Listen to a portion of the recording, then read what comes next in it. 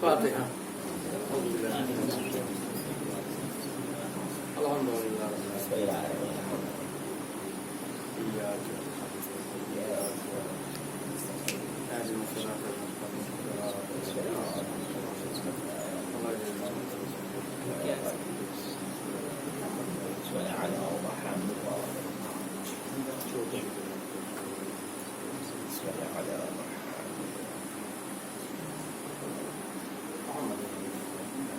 لا حول ولا قوة إلا بالله العلي العظيم.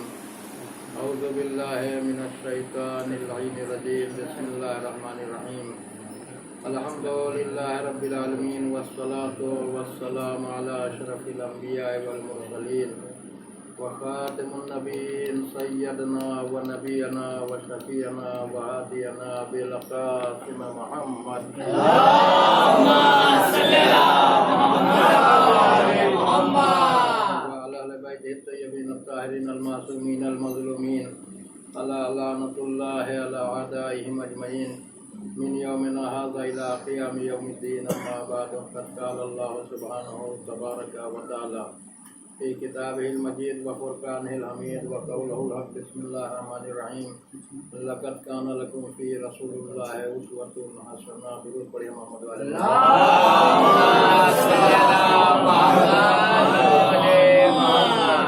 تھوڑا آگے آ جائیے آپ لوگ.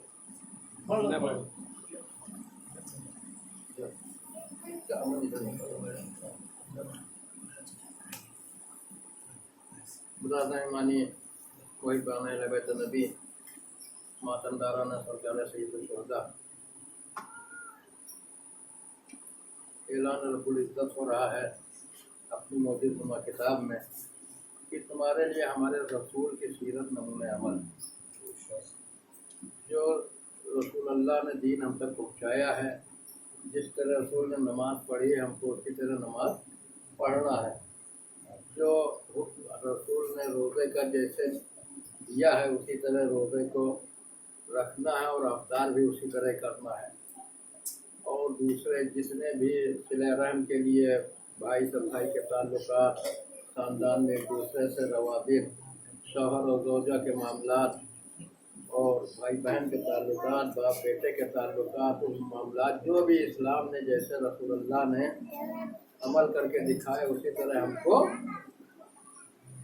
عمل کرنا ہے اور اس کے نہ ایک قدم آگے بڑھنا ہے اور نہ ایک قدم پیچھے رہنا ہے. جس طرح رسول نے عمل کیا ہے اسی طرح عمل کرنا ہے.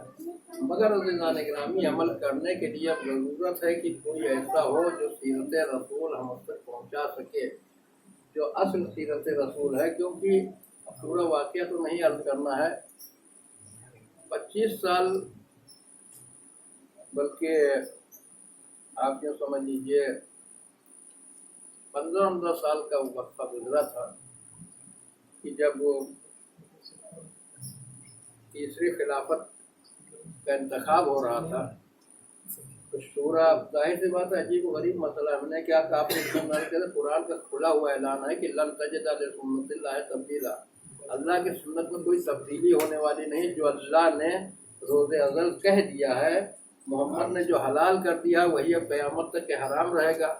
جو محمد نے حلال کر دیا وہ قیامت تک حلال رہے گا. جس چیز کا حکم رسول اللہ نے جیسے دے دیا ہے وہ قیامت تک کے معاملہ جانا ہے اسی طرح. اس میں ذرہ برابر قرآن کہہ رہا ہے تبدیلی نہیں ہو سکتی. اور رہ گئی جو ذکر قرآن میں جو ساری چیزیں نازل ہوئی ہیں تو اس کے حفاظت کی ذمہ داری پروردگار عالم نے خود لی ہے کہ نحن نزلنا الذکر وَإِنَّا لَهُ لَحَافِظُونَ. ہم نے اس ذکر کو نازل کیا ہے، ہم ہی اس کی حفاظت کریں گے، چاہے وہ ذکر قرآن صامت کی شکل میں ہو یا قرآن ناطق کی شکل میں ہو. جو بھی ہے اس کی حفاظت کی ذمہ داری اللہ کے اوپر ہے. اب جو احکام شریعت ہیں ان کو سب ظاہر سی بات ہے اس کے لیے ہم کو قرآن کی طرف رجوع کرنا پڑے گا. اب قرآن ہم کو بتائے گا کہ کیسے رسول کی سیرت کیا ہے. تو اب رسول کی سیرت کو قرآن تو بتا نہیں پا رہا ہے، بلکہ رسول نے 4 رکعت نماز ظہر کی پڑھی ہے تو قرآن یہ بتانے سے قاصر ہے کہ رسول اللہ نے 4 رکعت کیسے پڑھی. تو اس کے لیے رسول کی سیرت دیکھنی پڑے گی اور احادیث کی طرف رجوع کرنا پڑے گا اور اس کی طرف جانا پڑے گا جو رسول جیسا ہے وہ بتائے گا کہ رسول نے کیسے نماز پڑھی ہے۔ تو عرض کرنے کا میرا مقصد یہ ہے کہ میں رحمت للعالمین نے جو سیرت چھوڑی تھی، اب اس کے لیے 15 سال کے بعد تقریباً 10 سال کا سلسلہ رہا ہے۔ 25 سال میں تو امیر المومنین کو 25 سال بیچ میں نکلا، تو 2.5 سال لیے، ہم نے 12-13 سال تقریباً قبلہ گزرا ہے۔ حالت یہ ہو گئی تھی کہ جب کیونکہ میں نے آپ کی خدمت میں عرض کیا کہ اللہ نے جو اصول بنایا ہے، آدم کو بھیجا نبوت دے کے تو علم معیار قرار دے دیا کہ علم ہے تو آدم کو نبوت ملے گی، عصمت ہے تو ملے گی، اگر اختیارات ہیں درود پڑھیے محمد علیہ محمد، اختیارات ہیں تو آپ کو ملے گی۔ اسی طرح سارے انبیاء کو اللہ نے بھیجا تو سب کو صاحب علم بنا کے بھیجا، علم عطا کر کے بھیجا اور عصمت عطا کر کے بھیجا، کیونکہ اگر گنہگار ہوگا تو اس کی پیروی کرنا محال ہو جائے گا، اور پھر جب گنہگار ہوگا تو ظاہر جزا اور سزا کا سارا معاملہ دھرا رہ جائے گا، اور محشر کا جو ہوگا کہانی قصہ بن کے رہ جائے گا کہ وہاں حساب ہوگا، اور جو اچھے عمل کرے گا وہ جو برے عمل کرے گا اس کو دوزخ میں بھیجا جائے گا، کیونکہ جب وہ رہبر ہی گنہگار ہوگا تو پوری امت اگر گناہ کرنے لگے گی تو وہاں سوال اور جواب اور حشر و نشر اور یہ کہنا کہ اللہ اچھے کام کی جزا دے گا اور برے کام کی سزا دے گا، تو اب ظاہر سے بندہ کہہ دے گا کہ رہبری ایسا تھا، جب یہ کر ہی رہا تھا تو ہم رہبری کو دیکھ کے تو کر رہے تھے۔ تو اس کے اندر ایسا ہونا چاہیے کہ اللہ خود ذمہ داری لے کہ اس تک نجاست جا ہی نہیں سکتی ہے، جو کہہ دیا وہی ہوگا۔ ایک درود پڑھیے محمد والے محمد۔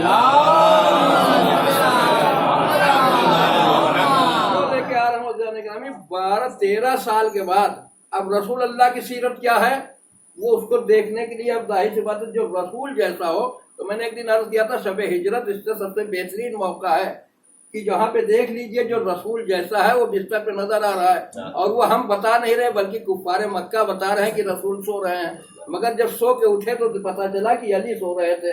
تو علی اگر چادر آ جائے تو علی علی نہ رہ جائے بلکہ رسول نظر آنے لگتے ہیں۔ تو اب جانے کے لیے اس کو رسول اللہ نے غدیر خم میں اٹھا کے بتا دیا تھا کہ بتائیے کہ یہ میرے بعد کہیں بھٹکنے کی ضرورت نہیں ہے، یہی علی صراط مستقیم ہے اور اسی کے راستے پہ عمل کرنے چلتے رہنا۔ اور میں نے کہا تھا کہ رسول اللہ نے عمار سے کہا کہ اے عمار اگر پوری دنیا ایک طرف جانے لگے اور علی ایک طرف جا رہے ہوں تو پوری دنیا کو لات مار دینا، بلکہ علی کا پیچھا پکڑ، علی کا پیچھے ہو جانا، اور علی جدھر جائیں گے ظاہر بات ہے علی حق کے ساتھ ہے اور حق علی کے ساتھ ہے، رسول کی دعا ہے، اور حق کو ادھر موڑنا جدھر علی ملیں گے، ظاہر بات ہے جب علی کے ساتھ جائیں گے تو ہم حق کے ساتھ ہوں گے، اور اگر علی کے خلاف جائیں گے تو یہ ہم باطل کی طرف چلے جائیں گے، حق کا ساتھ چھوٹ جائے گا۔ اور رسول نے فرمایا علی مع القرآن والقرآن مع علی، علی قرآن کے ساتھ ہے اور قرآن علی کے ساتھ ہے۔ اب ایسا ساتھ ہے کہ علی کے پاس تو وہ موقع نہیں آیا، مگر حسین کے پاس وہ موقع تھا کہ جب سر کٹ کے نوکے نیزہ پہ چڑھ گیا تب سورہ کہف کی تلاوت کر کے بتا دیا کہ دیکھو قرآن کا ہمارا ایسا ساتھ ہے۔ ایک درود پڑھیے محمد والے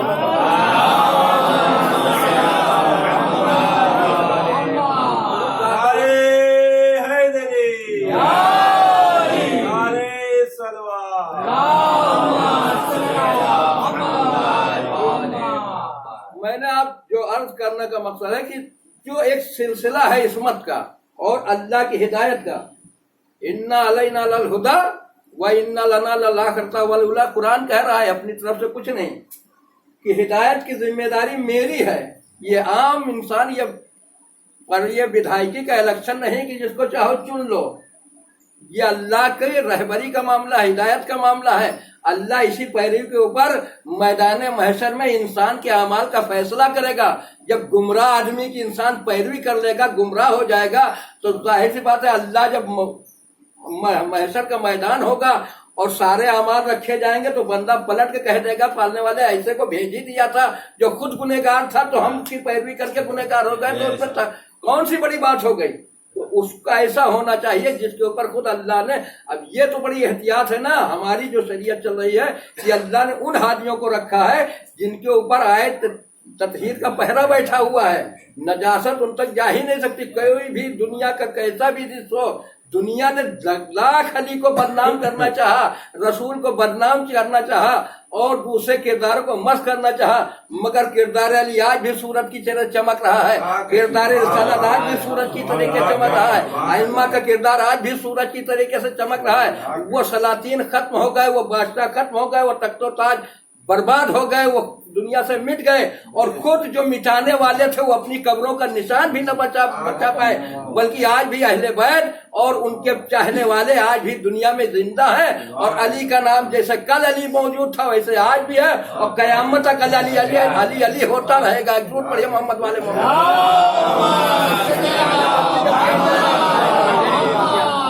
जल्दी जल्दी अर्ज कर दूं कि मौलाए कायनात अगर चुना जा रहा है तो एक उसूल होना चाहिए भाई। 10-20 उसूल पे खिलाफत थोड़ी चुनी जाएगी वकील साहब।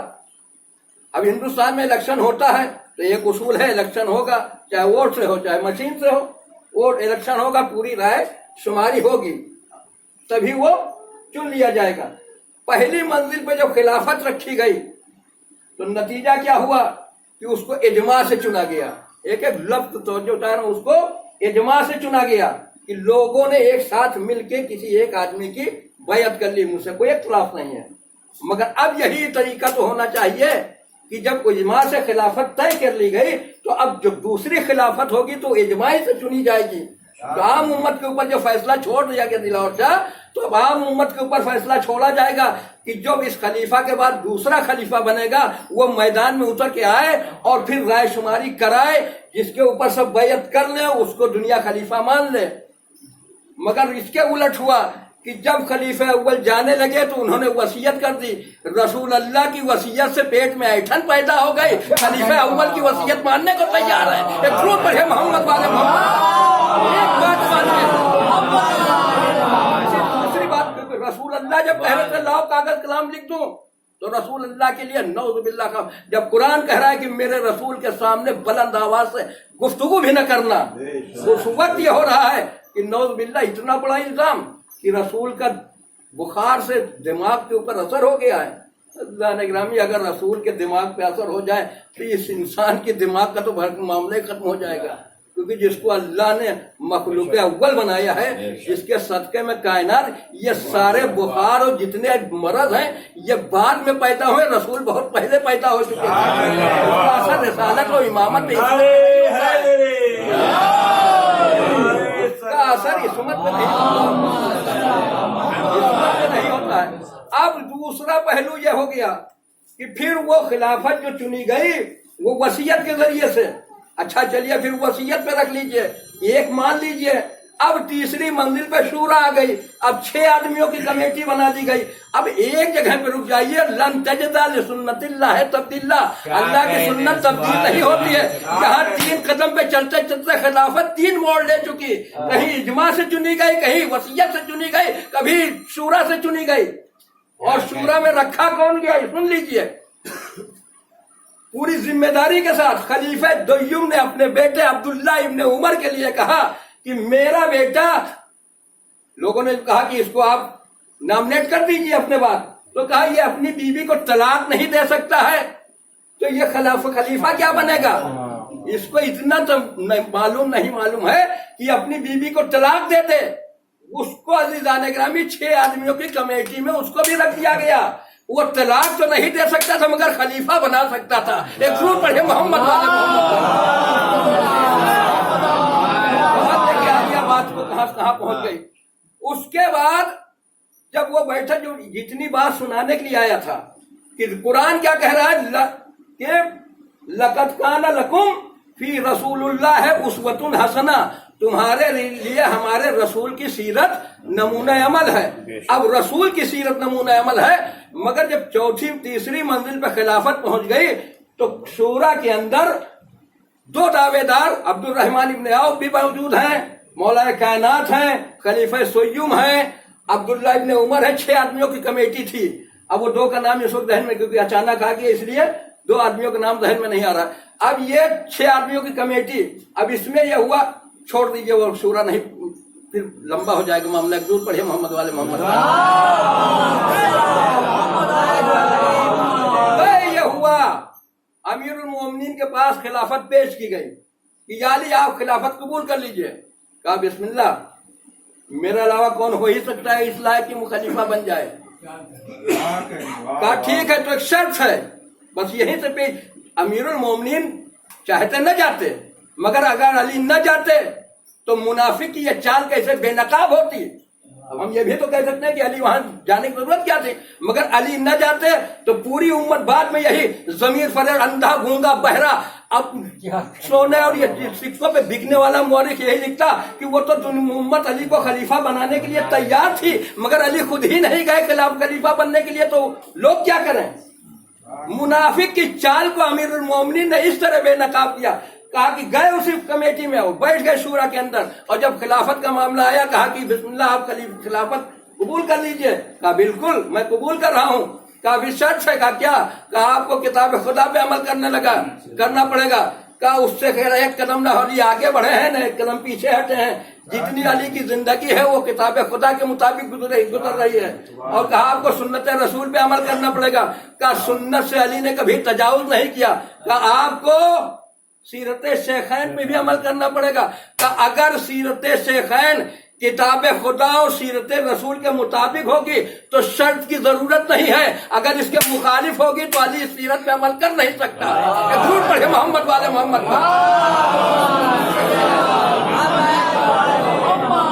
اگر سیرت شیخین کے مطابق، سیرت شیخین کتاب خدا اور سیرت رسول کے مطابق ہے تو اس میں شرط کی ضرورت نہیں، تو شرط کیا لگا رہے ہیں.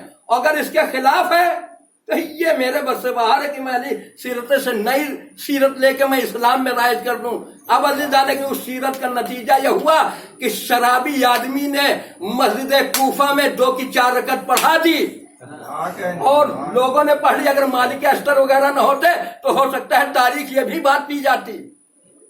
جو وہاں سے انگشتری نکال کے خلیفہ سیوم کا ہاتھ بھیجا گیا اور ولید وہاں سے برخاست کیا گیا اور بھیجا گیا، اور علی سے دشمنی کی یہی وجہ ہے.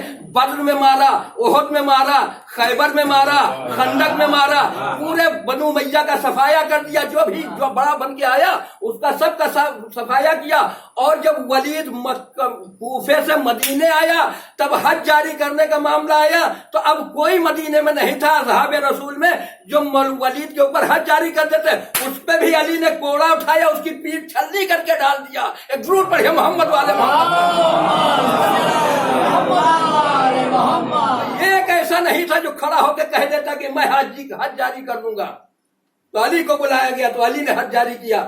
تو عزیزان گرامی، جب ایک سیدھا راستہ مجھے مل ہی گیا ہے تو ادھر ادھر در بدر بھٹکنے کی ہم کو ضرورت کیا ہے. اور وہ سیدھا راستہ ایک کے بعد 2 نہیں بلکہ ہمارے پاس بحمدللہ 12 امام جن کو رسول نے نامنیٹ کیا ہے کہ ہمارے بعد ہمارے 12 جانشین ہوں گے.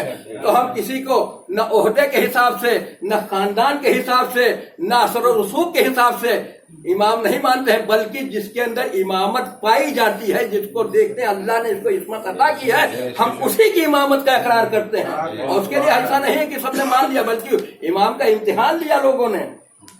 امام کا امتحان لے کے اس کے بعد لوگوں نے اس امامت کو تسلیم کیا. ورنہ بورے چلے گئے، کھوجے چلے گئے، یہ سب اسی راستے میں آئے. کوئی چوتھے امام چھٹے سے چلا گیا، کوئی 7ویں سے امام سے چلا گیا. یہ سب ادھر ادھر قافلے سے بچھڑ گئے.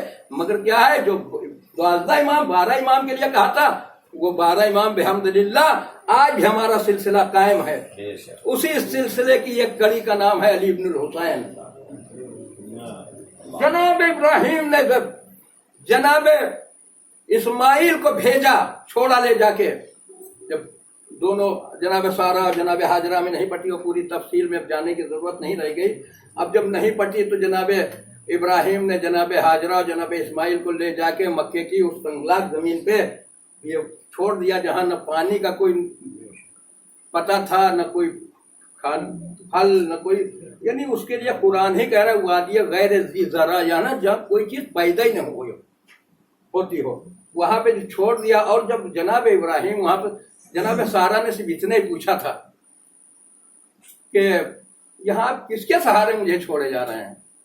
تو جناب ابراہیم نے کہا تھا جس خدا نے مجھے یہاں تمہیں چھوڑنے کا حکم دیا ہے ہم اسی کے بھروسے پہ چھوڑ کے جا رہے ہیں اور اسی سے تم بھی رجوع کرو اور اسی کے بھروسے پہ یہاں رکی رہو. ظاہر سی بات ہے جناب ابراہیم کی ماں تھی, اسماعیل کی ماں تھی. اب جناب ابراہیم جب واپس ہونے لگے تو مقام ذی طویٰ پہ جب پہنچے تو پلٹ کے دیکھا, اور پلٹ کے دیکھنے کے بعد کہا پالنے والے میں اپنی اولادوں میں سے کچھ کو یہاں چھوڑ تیرے گھر کے پاس چھوڑے جا رہا ہوں, کچھ لوگوں کے دلوں میں ان کی محبت ڈال دے. جملہ سن لیجئے جناب ابراہیم خلیل اللہ کا, ایک درود پڑھے محمد والے.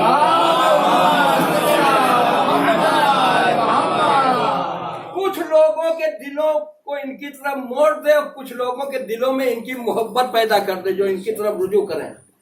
اگر مطلقاً دعا کر لی ہوتی تو پوری امت, پوری انسانیت ابراہیم و آل ابراہیم کی سے محبت کرتی, مگر یہ جناب ابراہیم صدیق نبی ہیں جنہوں نے کہہ دیا بالو کو آٹا تو آٹا ہو گیا, یہ وہ نبی ہیں.